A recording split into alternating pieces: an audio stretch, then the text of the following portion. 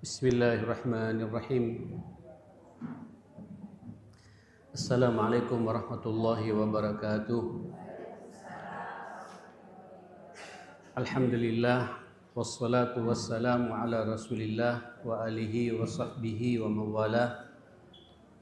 Wala hawla wala quwata illa billah. Ya ayyuhalladzina amanu taqullaha haqqa tuqatih wa la tamutunna illa wa antum muslimun. Rabbi shrah li sadri wa yassir li amri wahlul 'uqdatam min lisani yafqahu qawli.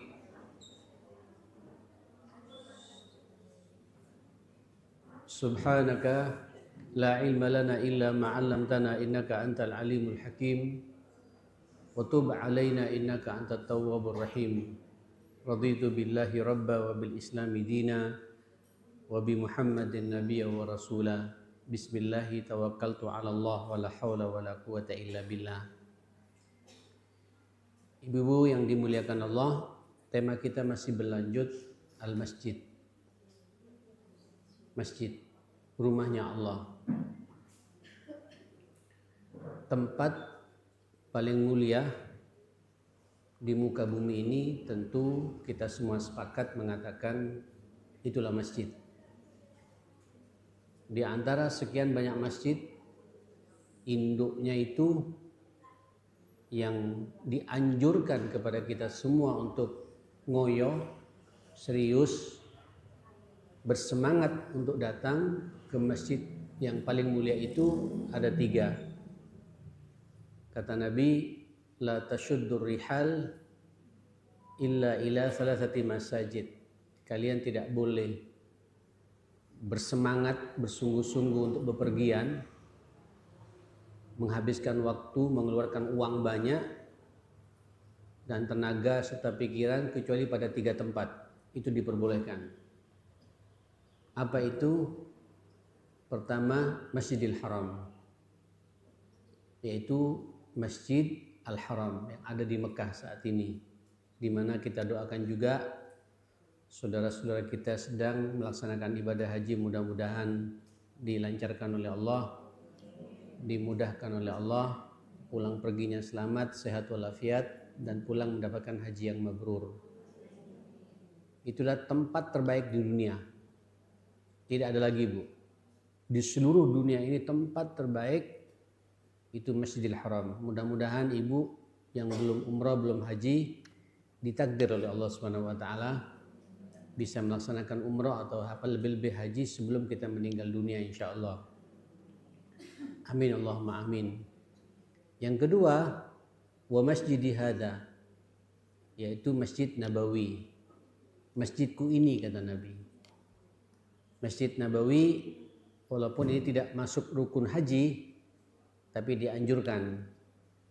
Ya, karena di situ tempat peradaban Islam pertama kali. Di situ pula Nabi mengatur strategi menyebarkan agama dan menjadi ibu kota pertama dalam agama kita, yaitu kota Madinah Al-Munawwarah. Di tengah-tengah situ ada namanya Masjid Nabawi. Jadi kita kalau ke Madinah itu sebenarnya tujuan utamanya ke Masjid Nabawi, sambil lalu kita ziarah ke makam Rasulullah sallallahu alaihi wa alihi wasallam. Yang ketiga apa? Wa Masjidil Aqsa.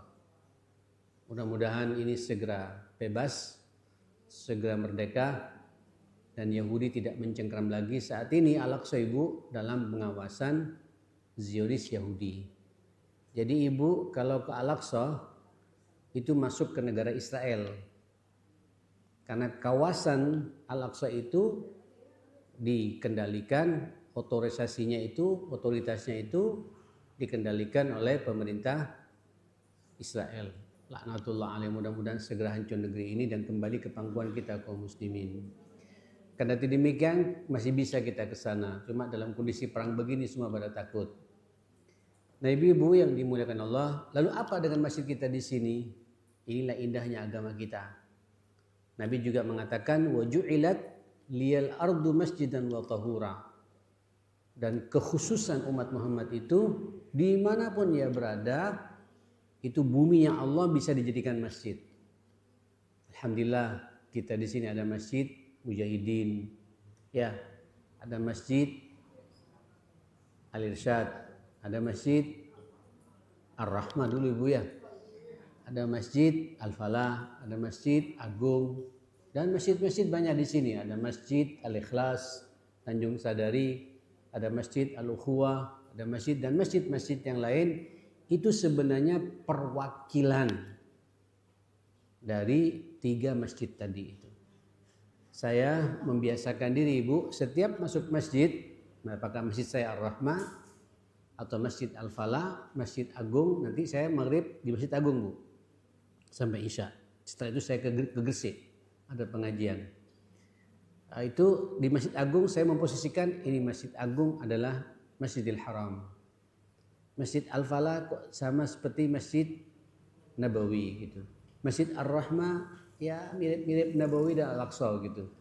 Seakan-akan kita munculkan perasaan seperti itu. Jadi begitu masuk masjid seakan-akan ini masuk Masjidil Haram atau Masjid Nabawi atau Masjid Al-Aqsa. Ibu, masjid ini rumahnya Allah. Kalau sudah dibangun itu memang milik Allah. Cuma dikelola oleh takmir sebagai orang yang dipercaya oleh umat untuk merawat, menjaga kebersihannya, memakmurkannya dan lain sebagainya. Seperti itu. Tapi sebenarnya masjid itu adalah rumahnya Allah. Jadi Ibu kalau pusing-pusing banyak masalah, jangan ke mall. Habis duitnya. Nanti pulang dari mall pusing lagi Ibu. Kalau pusing-pusing jangan ke arisan saja. Kalau pusing-pusing banyak masalah, jangan kemana-mana, jangan lencer ke pinggir pantai kemana. Datang ke masjid. Ada solusi di situ.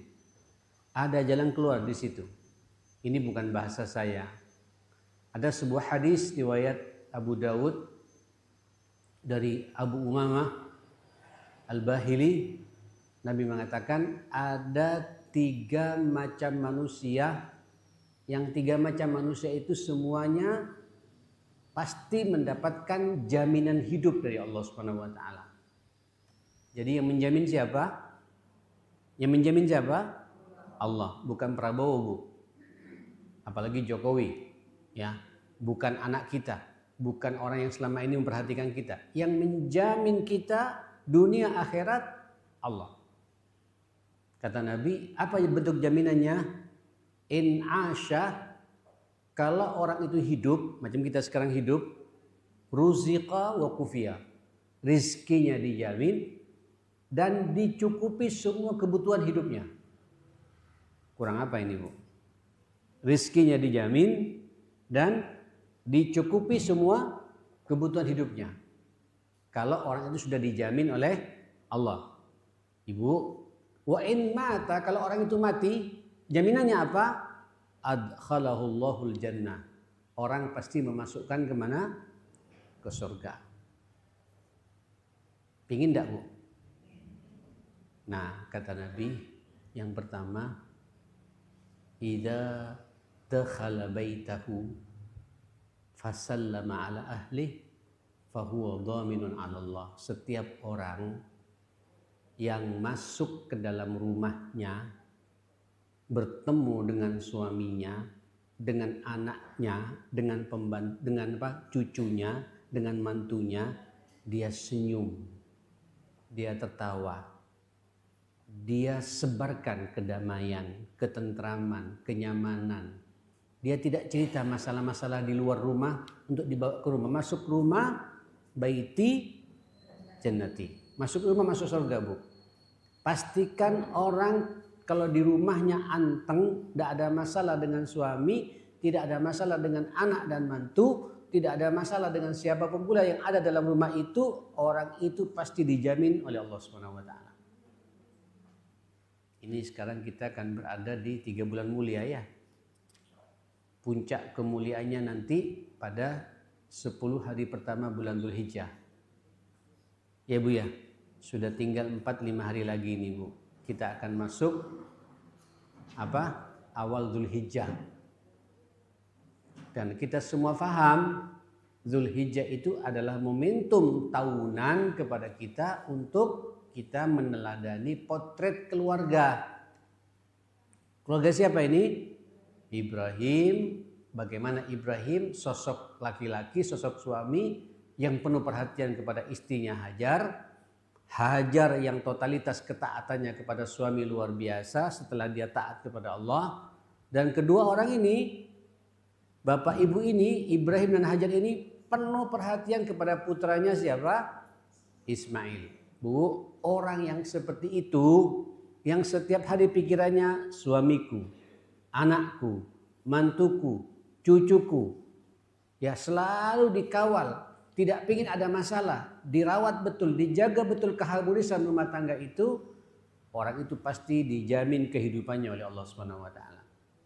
Saya merenung Ibu, rata-rata orang yang rumah tangganya bermasalah, ruwet, pekerjaannya masalah, rezekinya seret, banyak musuhnya. Saya ulangi lagi, Ibu perhatikan, rata-rata rumah tangga, ibu ketika ada masalah dengan suami, ibu ketika ada masalah dengan anak, ketika ada masalah dengan ipar, ketika ada masalah dengan orang tua, ketika ada masalah dengan mertua, ketika ada masalah dengan kakak adik, ketika ada masalah dengan anak, itu berbagai macam masalah bermunculan. Pastikan kita kalau ingin mendapatkan jaminan Allah, masuk rumah, masuk surga. Paham Ibu? Saya ini bentar lagi mau pulang Bu. Masuk pulang rumah ngelihat Maryam bidadari. Betul Bu, ngelihat anak-anak saya ini pemuda-pemuda surga saya. Ngelihat cucu-cucu saya ini adalah anak-anak surga saya. Senyum, tebarkan salam, tebarkan kedamaian. Problem-problem di lapangan jangan dibawa di rumah. Pekerjaan di kantor jangan dibawa ke rumah. Konflik di lapangan di luar jangan dibawa ke rumah. Masuk rumah, masuk surga. Orang itu pasti apa? Mendapatkan jaminan dari Allah. Rizkinya dijamin, dicukupi semua kebutuhan hidupnya, dan mati masuk surga. Selesai. Ibu lihat orang yang akrab dengan suaminya. Suaminya akrab dengan istrinya. Lihat Bu, pekerjaannya lancar. Mudah, rezekinya dimudahkan oleh Allah Subhanahu wa taala. Ibu kalau ngomong sama anak-anak ibu, anak-anak hormat sama kita, semuanya dimudahkan oleh Allah Subhanahu wa taala. Dahsyat ini Ibu. Oke, ini bukan pembahasan saya sebenarnya. Kita bicara masjid. Ternyata yang nomor 2 berbicara masjid. Apa nomor 2 kata Nabi? Idza kharaja ilal masjid fahuwa dhaminun 'ala Allah. Apabila orang itu menyengaja keluar menuju masjid, tujuannya menuju masjid, masjid dijadikan rumah keduanya, senang berada di masjid, nikmat berada di masjid, suka memakmurkan masjid, orang itu pasti dijamin kehidupannya oleh Allah Subhanahu wa taala. Ibu lihat orang-orang pemerhati masjid. Allahu Akbar. Tenang, mukanya tidak menakutkan, auranya menyenangkan, rizkinya dilancarkan, kesehatannya sempurna. Ada masalah bukan tidak ada masalah, tapi dia bisa menyelesaikan masalah. Kenapa? Karena barokahnya dia memikirkan rumahnya Allah yang namanya masjid ini. Bu, saya berharap sampaikan pada suami, setiap ada problem hidup, temui Allah di mana? Di masjid Bu. Karena rumahnya Allah apa? Masjid. Ya walaupun rumah kita juga milik Allah, tapi namanya masjid Baitullah, perwakilan rumahnya Allah. Saya kalau masuk masjid saya sendiri, bukan masjid saya sendiri, masjid yang saya kelola ke Ar-Rahmah, saya memposisikan seakan-akan saya berada di depan Ka'bah. Ya. Kadang-kadang tidak bisa seakan-akan saya berada di Raudhah. Tidak bisa juga seakan-akan saya berada di Masjid Al-Aqsa. Itu hidup Bu. Jadi setiap masuk rumahnya Allah, saya seakan-akan masuk pada tiga tempat suci itu. Dan Ibu angkat tangan Ibu berdoa pada Allah Subhanahu wa taala. Perbaharui wudu, sujud, mojok di masjid itu Ibu. Tangisi Allah Subhanahu wa taala, minta kepada Allah. Saya meyakini betul kalau dari rumah ibu wuduknya niatnya untuk ketemu dengan Allah, di rumahnya langsung berdoa, mustahil doa kita ditolak oleh Allah Subhanahu wa taala. Ustaz, saya ini kan perempuan. Gimana Ustaz kalau saya ini sedang nifas, sedang datang bulan.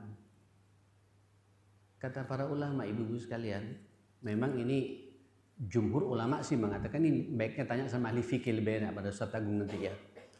Memang sangat tidak dianjurkan perempuan yang sedang haid, perempuan yang sedang nifas, datang bulan segala macam untuk iktikaf di masjid. Sangat tidak dianjurkan. Ya, ibu cukup di rumah sendiri, dan memang sebaik-baik salat wanita itu di mana? Di rumah, Bu. Tapi tidak dihalangi ibu, karena namanya manusia, Bu, pengen tahu, pengen masuk ke rumahnya Allah. Boleh. Ada hadis dari Nabi SAW, la tamna'u ima Allah al-masajida. Jangan sampai kalian melarang hamba-hamba Allah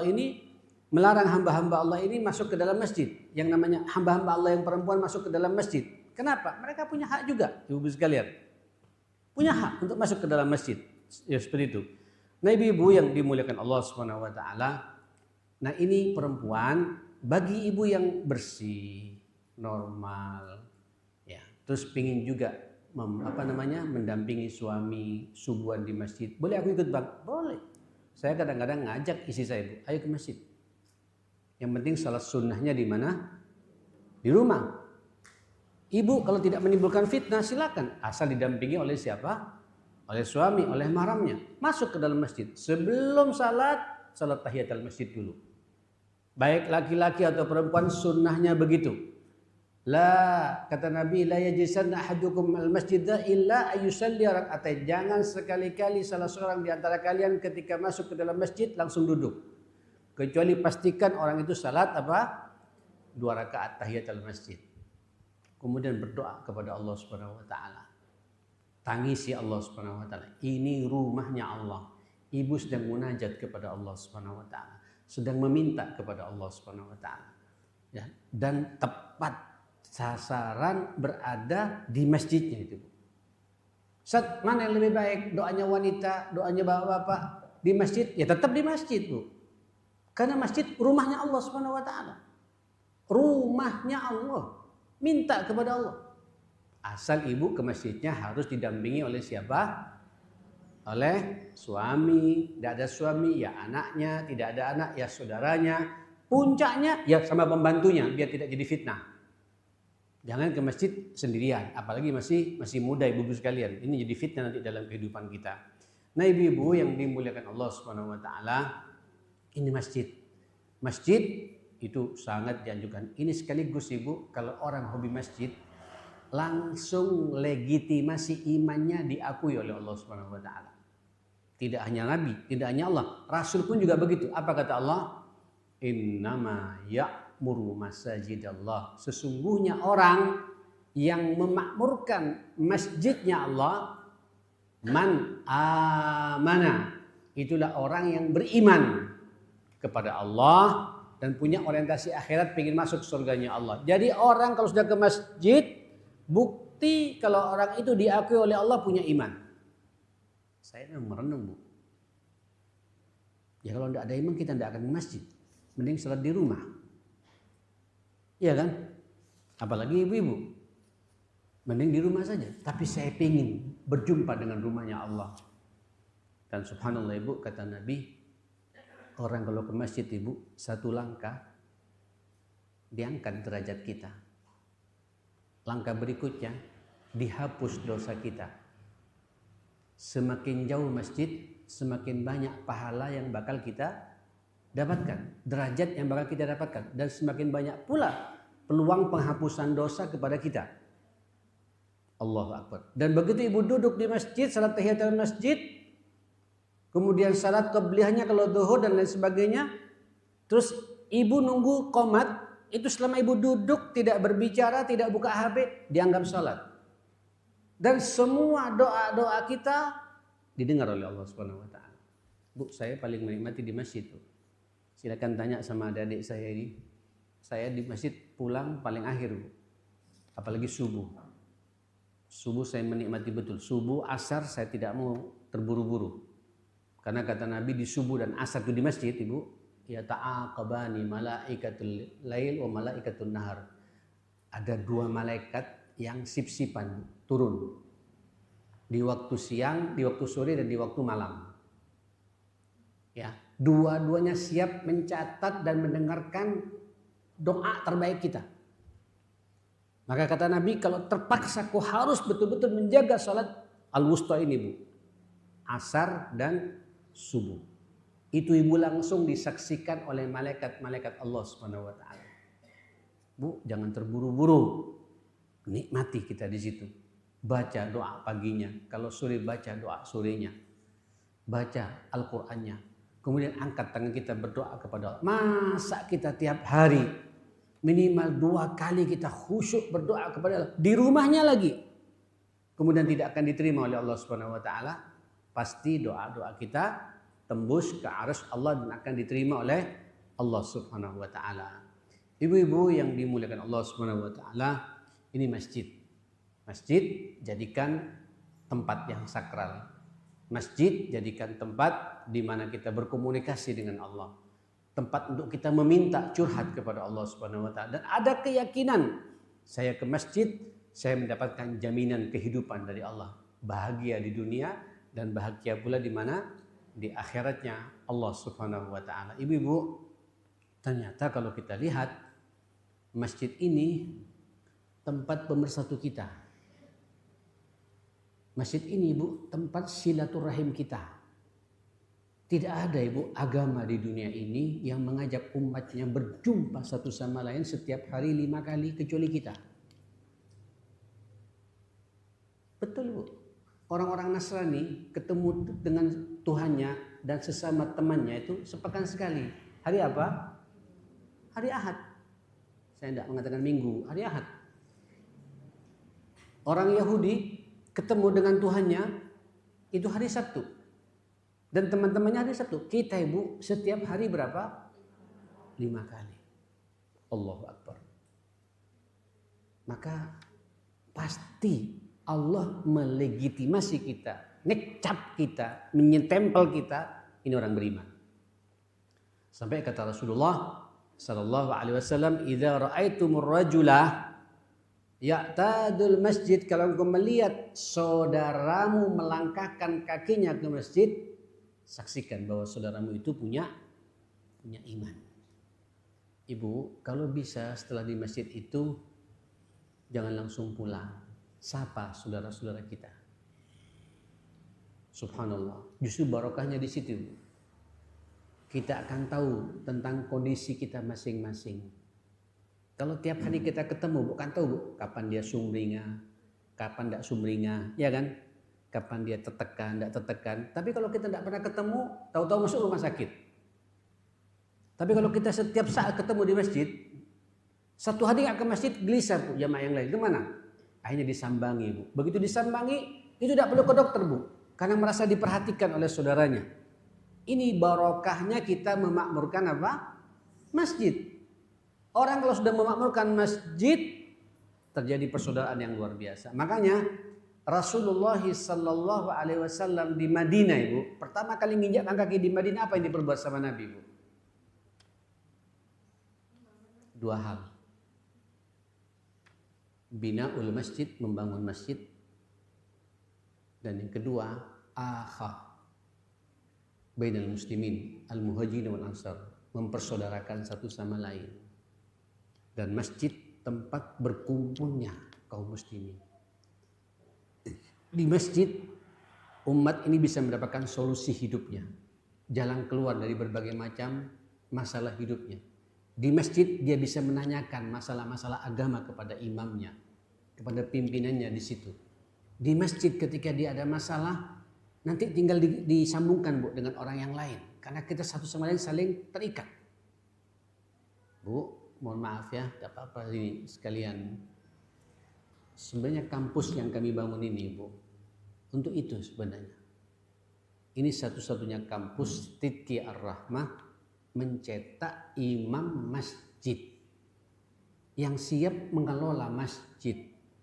Bukan hanya imam sholat saja, tapi imam di dalam masjid juga imam di luar masjid. Imam yang paham manajemen masjid. Imam yang bisa ngatur keuangan masjid. Imam yang tahu tentang kebersihan masjid. Imam yang bisa menjembatani antara jamaah yang satu dengan jamaah yang lain. Imam yang kemudian bisa memandikan jenazah. Imam yang jadi mufti di situ, Ibu. Yang jadi ulama di situ. Mohon maaf Ibu ya, sekarang kan lihat masjid-masjid Bu. Masjid-masjid yang ada tidak ada imamnya Bu. Imam hanya imam salat saja Bu. Habis salat pulang. Seharusnya imam duduk dulu mendengarkan curhatan dari siapa? Dari jamaahnya. Makanya Rasulullah Sallallahu di masjid itu Bu, begitu salam tidak langsung pulang Bu.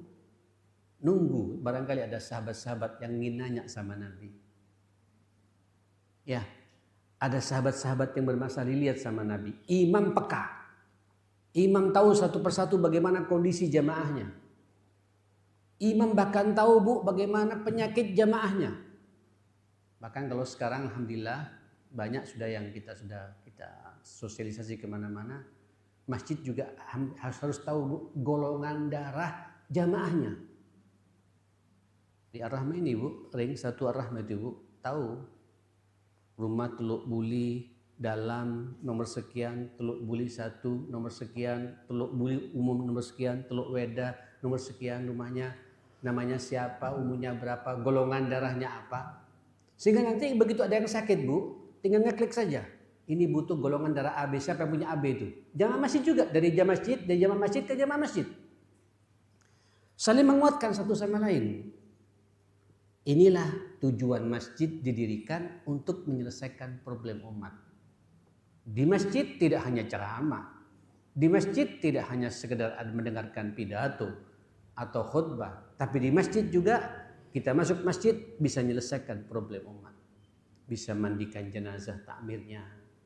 Bisa ngafani jenazah. Bisa mendoakan jenazah. Ketika antar jamaah ada yang tukaran, dia bisa mendamaikan, mengakurkan. Allahu Akbar.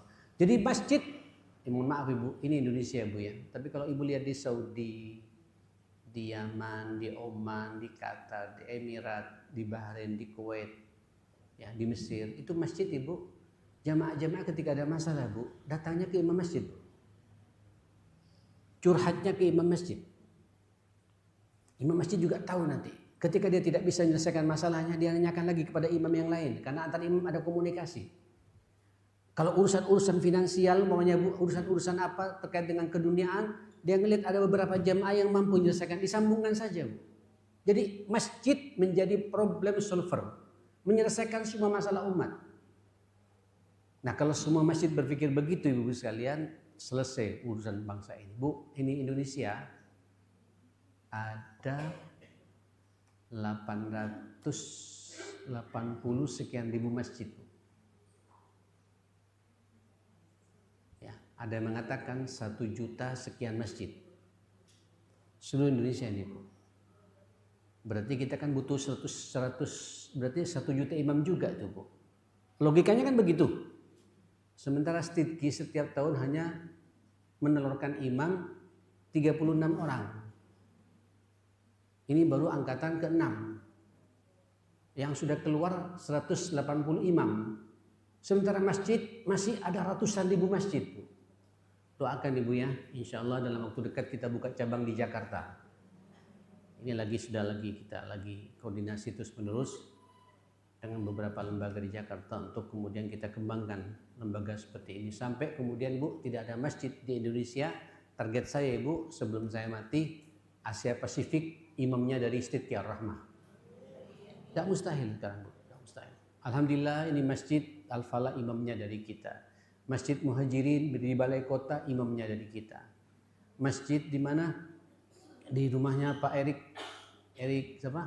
Wali Kota Pak Erik imamnya juga dari kita. Ini sekarang kemarin saya berangkatkan 4 orang ke Malaysia jadi imam di situ.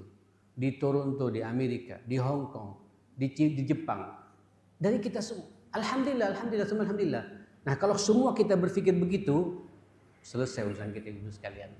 Nah, paling tidak buat kita sebagaimana saya katakan tadi, Ayo ibu, tata iman kita. Jadi ibu kalau merasa iman mulai keropos, izin sama suami. Ayo bang, saya juga pengen ke masjid. Biasanya orang kalau masuk ke masjid tujuannya ingin berjumpa dengan siapa? Berjumpa dengan siapa? Allah, ingin salat. Paling tidak ingin mendengarkan pengajian di masjid. Ingin baca Quran di masjid. Ingin zikir di masjid. Ingin berdoa di masjid. Orang masjid pasti orang baik-baik. Ahlul iman kata Nabi. Allah juga mengatakan orang beriman itulah orang masjid. Maka datanglah ke masjid. Setiap ada problem seberat apapun pula problem kita, jangan kemana-mana, datang ke rumahnya Allah. Berdoa situ, minta di situ. Maka di situ kita akan mendapatkan solusi dari Allah Subhanahu wa taala. Saudara, Bapak Ibu yang dimuliakan Allah Subhanahu wa taala, monggo apalagi Ibu juga terlibat ya dalam memakmurkan masjid. Ada sebuah hadis Sayyidina Utsman bin Affan radhiyallahu an annahu qala inda qaulin nabi hina bana masjid Rasulillah innakum aktsartum alayya wa inni sami'tu Rasulullah yaqul. Sayyidina Utsman ibu ketika mencoba untuk merapikan masjid Nabi, memang yang paling banyak berkontribusi pembangunan itu Sayyidina Utsman, mantunya Rasulullah. Memang beliau orang kaya sehingga banyak. Kalau sekarang ini mungkin pelebaran masjid itu yang memugat itu Sayyidina Utsman bu. Sampai banyak orang muji-muji dia. Sudah, saya tidak berharap apa-apa. Saya hanya teringat dengan bahasa Nabi. Kata Nabi, man bana masjidan, barang siapa membangun masjid, Allahu Akbar, yabtaghi bihi wajhallah. Ketika membangun itu berharap hanya pahala dari Allah Subhanahu wa taala, tidak berharap yang lainnya. Banallahu lahu baitan fil jannah. Nanti Allah akan membangun villa khusus di surga. Allahu Akbar. Wa fi riwayah banallahu lahu mithlahu fil jannah. Allah akan membangun pula masjid yang sama dibangunkan di surga nanti itu, Bu. Jadi nanti ada villa. Jadi begini, Bu. Di surga itu Ibu bakal banyak punya rumah. Tapi nanti rumah terbaiknya itulah masjid yang kita makmurkan. Bana di sini, membangun di sini bukan hanya membangun fisik, Bu. Memakmurkannya. Salat 5 waktu di situ. Ya, iktikaf di situ. Ya, iktikaf di situ. Ya, apalagi Ibu sekalian. Kemudian baca Quran di situ, berdoa di situ. Pokoknya rumah kedua saya masjid. Beda itu, beda. Bu, ini tolong jangan hanya dinikmati kita saja, sampaikan pada suami karena suami lebih berhak lagi, lebih wajib lagi. Sampaikan pula pada anak laki-laki Ibu, mantu Ibu yang laki-laki, tidak boleh salat di rumah. Salat di rumah hanya salat sunnah saja. Salat wajib di mana? Di masjid. Sesekali Ibu boleh mendampingi selama tidak menimbulkan fitnah. Silakan boleh. Walaupun tetap sebaik-baik salat bagi wanita di mana? Di rumah. Tapi namanya kita ingin berjumpa dengan rumahnya Allah, jangan dilarang sama Nabi selama itu tidak menimbulkan fitnah dalam kehidupan kita. Allahu Akbar. Ibu-ibu yang dimuliakan Allah Subhanahu wa taala, tolong perhatikan ketika masuk ke dalam masjid, kata para ulama, jaga adab-adabnya, jaga etika-etikanya. Masuk ke dalam masjid, kaki kanan duluan. Kemudian sebelum apa-apa jangan langsung duduk. Salatlah berapa? 2 rakaat, namanya salat apa? Tahiyatul masjid, ya. Dan ketika masuk ke masjid, masjidnya sudah mulai penuh, jangan melewati pundaknya orang. Minta izin sama orang ketika lewat, mau ngambil saf di depannya, permisi. Karena Ibu melewat di pundaknya orang itu dilaknat oleh malaikat kalau Ibu menyengaja untuk menyakiti orang. Ya. Kemudian Ibu sekalian, perbanyaklah ketika sudah duduk di masjid, kalau bisa, kata para ulama sih, zikir kepada Allah. Ya, dengan khusyuk, duduk dengan tenang, jangan main HP. Ya, boleh main HP tapi isinya Quran. Halo? Boleh buka HP, tapi kalau yang dibuka itu apa? Al-Quran. Tapi kalau buka HP, menjawab WhatsApp, apalagi melihat TikTok, terus melihat YouTube di dalam masjid, tidak masuk akal itu. Itu namanya mengotori kesucian rumahnya Allah Subhanahu wa taala gitu. Nah, begitulah Ibu, begitu dia keluar, Masya Allah, kalau masuknya kaki kanan, keluarnya kaki kiri, dan berucaplah Bismillah, Allahumma salli ala Muhammad, Allahumma firli dhunubi waftahli, abwaaba fadlik. Atau Allahumma inni as'aluka min fadlik. Ya, kalau masuk Allahumma inni iftahli abwaaba rahmatik. Dan begitu seterusnya Ibu sekalian. Salatlah di situ dengan tenang. Ibu kalau sudah masuk ke masjid, saya masuk rumahnya Allah. Saya berjumpa dengan Allah. Apalagi di masjid Ibu baca Quran. Allahu Akbar. Quran itu kalamullah. Allahnya ada di situ. Ibu baca di rumahnya juga. Beda itu Ibu. Dengan tenang baca Quran, tidak terburu-buru, dengan tajwid yang benar. Nikmati. Sesekali capek ditutup, Ibu berdoa pada Allah Subhanahu wa taala. Sampai ada kepastian keluar dari masjid, dosa-dosa saya semuanya diampuni oleh Allah Subhanahu wa taala. Ibu, karena maghrib sekarang ini jam 5:30 kurang, suka-suka sekarang saya ini di tol macet, Bu. Saya pikir cukup sampai di sini. Selamat memakmurkan masjid, Bu. Lebih-lebih sekarang Ibu berada di 3 bulan mulia ya. Puncaknya nanti di 10 hari pertama bulan Dzulhijjah. Monggo makmurkan rumah Allah. Ini bagian dari amal saleh yang perlu kita persembahkan di hadapan Allah Subhanahu wa taala. Ya, perbanyak zikirnya, perbanyak baca Qur'annya, perbanyak infak dan sedekahnya. Berpuasalah sebanyak mungkin. Berpuasa tanggal 1 sampai tanggal 9 boleh. Berpuasa Daud 1, 3, 5, 7, 9 boleh. Tidak bisa juga ya puasa sunnah Senin Kamis. Tidak bisa juga ya puasa Arafahnya saja. Yang kata Nabi, puasa Arafah itu bisa menghapus dosa kita 1 tahun yang sudah lewat dan 1 tahun yang akan datang. Masya Allah, ini karunia dari Allah Subhanahu wa taala. Dan minta kepada Allah, Ibu, mohon maaf, itu Arafah Allah turun, Bu. Allah turun langsung. Mohon maaf ya. Kalau Lailatul Qadar yang turun malaikat. Yang nyuruh Allah seluruh malaikat turun ke dunia ini. Ya, tanazzalul malaikatu warruhu biidzni rabbihim, dengan izin Allah. Kapan itu kita tidak tahu juga. Apakah tanggal 21, 23, 25, 27, 29, tidak tahu. Apalagi awal Ramadannya beda, Bu. Bingung nanti kita, Bu. Tapi insya Allah kalau 10 malam diikutin semua, ketemu insya Allah dengan malam Al-Qadar. Tapi kapan tidak jelas. Tapi kalau Arafah jelas. Tanggal 9 Dzulhijjah. Allah turun ke langit dunia. Ustaz, beda Arafahnya dengan Mekah. Ya tidak apa-apa. Ambil 8 dan 9. Ambil dua-duanya, Ibu. Berdoa penuh keyakinan karena Allah sedang memantau kita. Doa-doa kita di hari Arafah itu didengar langsung oleh Allah Subhanahu wa taala. Mudah-mudahan diterima semuanya amal baik kita. Rabbana atina fid dunya hasanah wa fil akhirati hasanah wa qina adzabannar. Kita berdoa dulu untuk Ibu Sakinah. Ini motornya pengajian ini. Rupanya kurang sehat ya.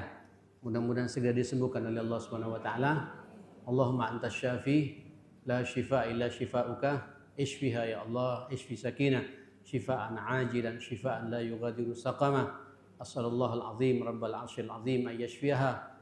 As'alallahal azim rabbal arsyil azim ay yashfiha shifaan ajilan shifaan la yughadiru saqama birahmatika ya akramal akramin. Kemudian kita doakan bagi yang meninggal dunia, buat Amizin bin Muhammad bin Ja'far Al-Haddad dan Muhammad Syafiq bin Ja'far Sadiq Al-Hasni. Mudah-mudahan alam kuburnya dilapangkan oleh Allah Subhanahu wa taala, diterima amal solehnya, diampuni semua dosanya, dan orang-orang tua kita sudah mendahului kita semuanya mudah-mudahan dalam rahmat Allah dan masuk surganya Allah Subhanahu wa taala. Allahumma arhamna warham mautana wa mautal muslimin.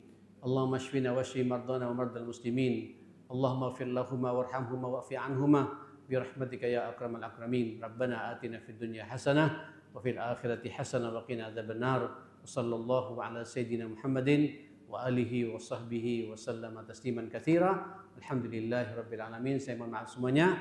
Subhanakallahumma bihamdika asyhadu an la ilaha illa anta astaghfiruka wa atubu ilaik. Assalamualaikum warahmatullahi wabarakatuh.